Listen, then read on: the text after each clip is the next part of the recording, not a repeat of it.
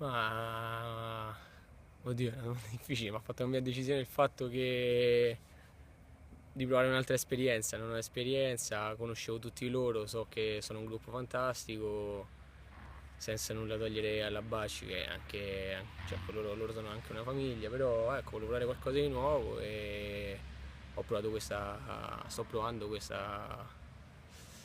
diciamo, questa stagione con loro. Che voto dai al tuo esordio con la maglia della Colbert? Allora, al mio esordio non do voto all'esordio della squadra che è stato, credo, molto positivo. Abbiamo giocato un gran calcio, purtroppo è mancato il gol, sono mancati un po' di gol nella prima parte della gara, perché meritavamo qualcosina di più, però siamo stati un po' sfortunati, un po'. Noi non so, siamo andati convinti con quella prima partita, però siamo in rodaggio, penso che si possa fare bene.